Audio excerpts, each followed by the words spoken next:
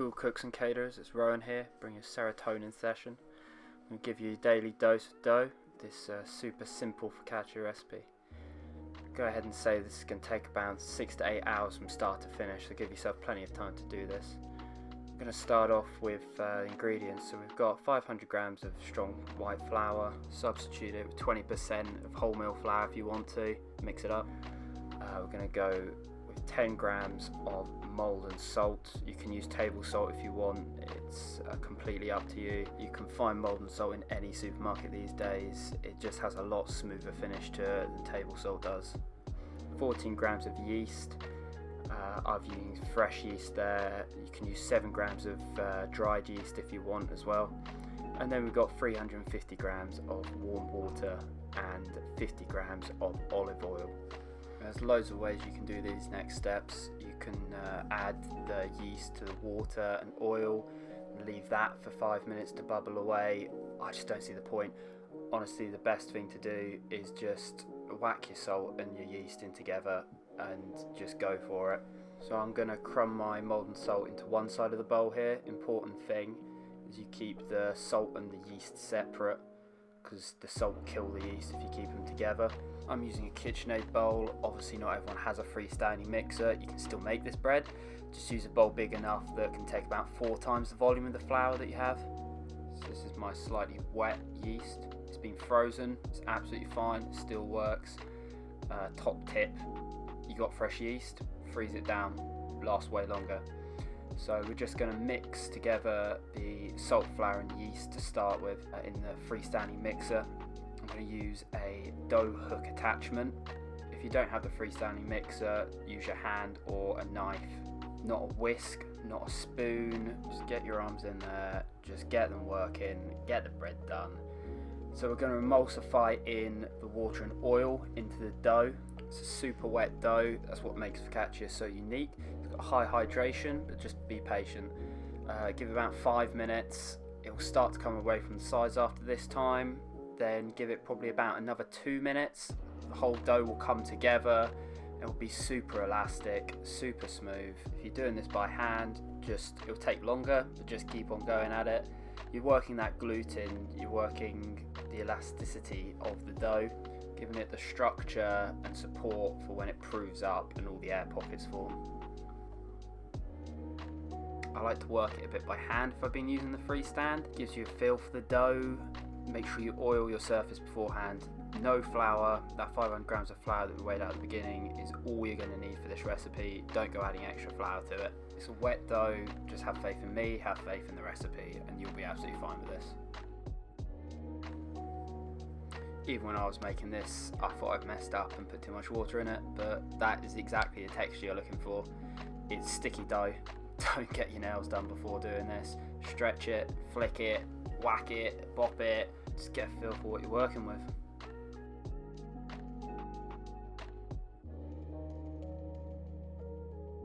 We're not in the movies, we're not some Italian cartoon pizza guy. We're folding the dough, we're stretching it out, we're trapping all the air inside it. So what we're going to do next is we're going to get the bowl, oil it so nothing sticks to it,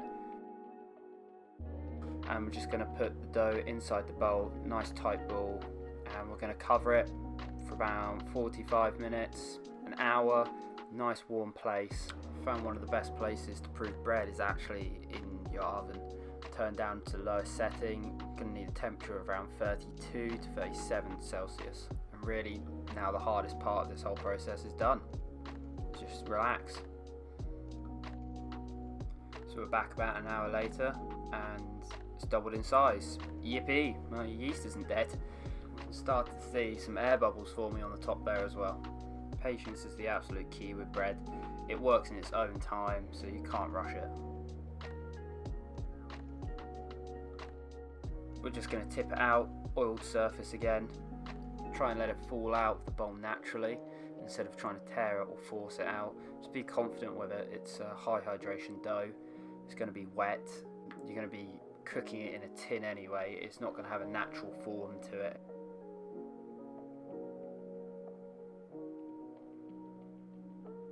So as you can see, I'm folding it in 90-degree rotations, and stretch it and fold it over the dough to trap the air. Proving the dough is going to do this anyway by producing gas as a byproduct of the yeast breaking down, but we're just aiding this by creating larger pockets and giving it a stronger, more elastic structure. We're then going to place it back into our oiled bowl to prove for about 45 minutes to an hour, so it's doubled in size again.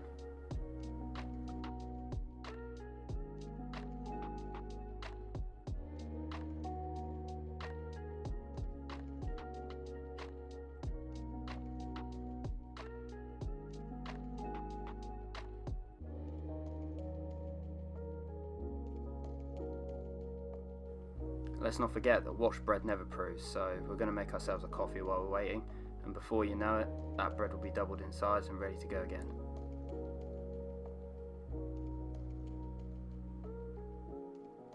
And what do you know? Here we have it.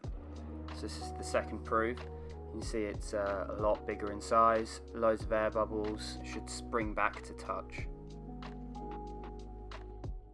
I'm going to tip it back out onto our oiled surface.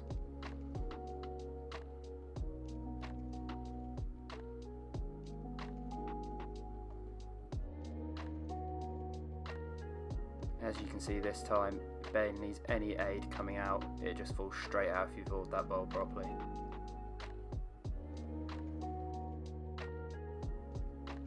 We've got air bubbles forming on the top there, it's beautiful, nice and stretchy, light, just like a cloud. So again, we're just going to stretch that out, 90-degree turns again, make sure you get some plant in there. Make sure you know where the top of your bread is. Ironically, it's the bottom of the bread for this. But you want that nice smooth surface. The underneath is going to be where all your folds and all your creases are going to be. So you've got a nice smooth top.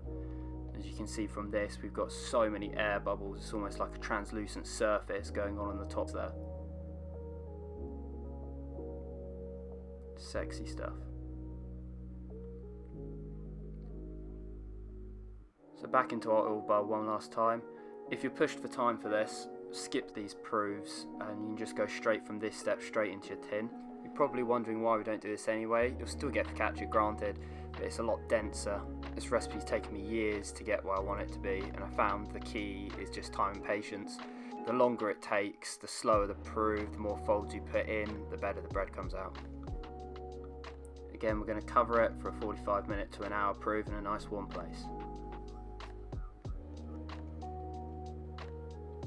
Time for another cheeky coffee and learning some new recipes, and we're back at it.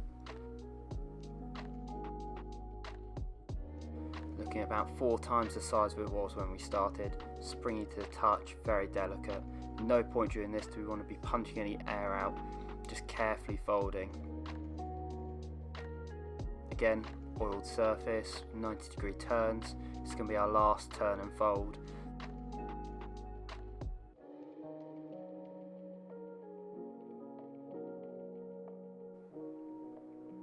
Once you tip that dough out, that's your bowl done with, and you can get rid of it. You'll not only be able to see how different the dough is, but you'll be able to feel how different it is too from Emotional Need.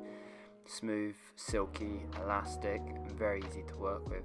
The more confident you are, the more fluid these folds will be, and reduce the risk of tearing it and releasing all that air that we've worked hard to trap.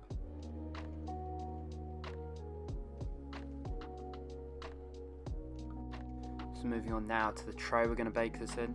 You can use any form of tray or tin. I've made this bread in cake tins, Dutch ovens, round trays, square trays, rectangle trays. Here we're going to use a 30 by 37 centimeter roasting tin. Decent amount of oil all over the bottom and sides. This is going to give the bread a beautiful golden crust underneath.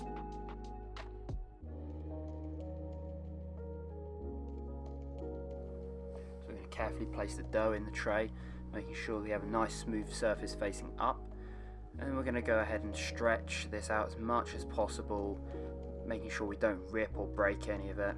If you rip the dough at this stage, you're going to have to start again. I'm joking, you don't really, but you do want to keep as many of those air pockets intact where possible. We don't want to be throwing away all that hard work.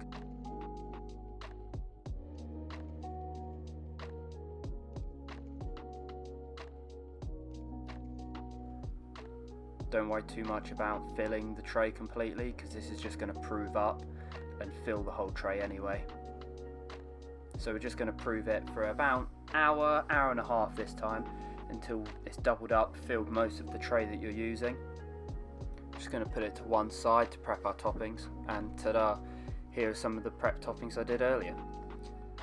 So we've got some thinly sliced red onion. I prefer red onion to white on focaccia, it just caramelizes a lot nicer. Got cherry tomatoes. The quality again isn't essential for this. They're roasting away in the oil and herbs and salt anyway to give them incredible flavour no matter what. Got more molten salt, ideally molten and not table salt or rock salt. The size of the crystals on this is quite important towards the flavour. And then we've got some mixed dry herbs. Honestly, whatever Italian style herbs you have laying around is perfect for this. And to finish, good quality olive oil.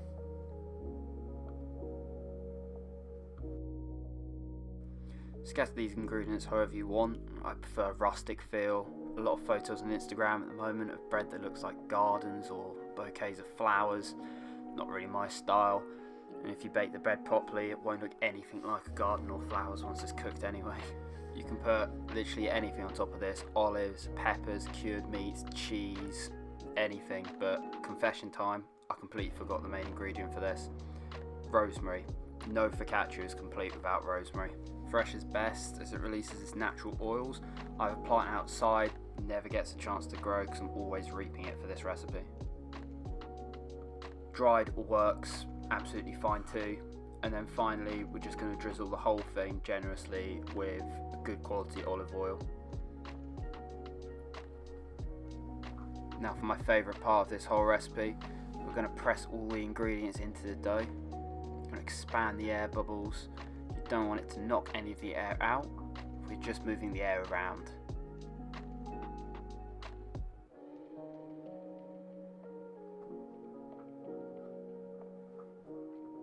And now we're going to bake 200 degrees for about 35 to 40 minutes. And look at the state of that. Got a beautiful golden crust to it. All the tomatoes are beautifully roasted. The onions are caramelized down.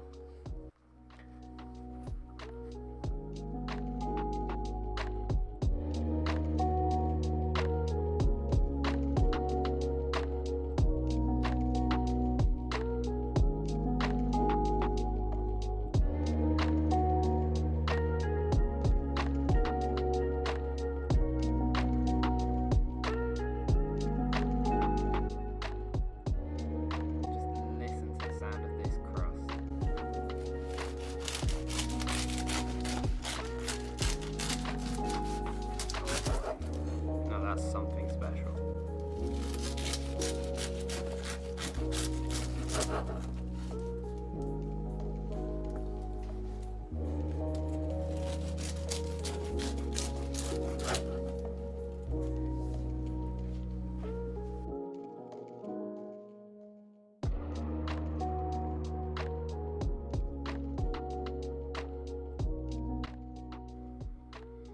So the final step for making this house we built into a home, some homemade pickled shallots, cornichons, some pickled silver skin onions,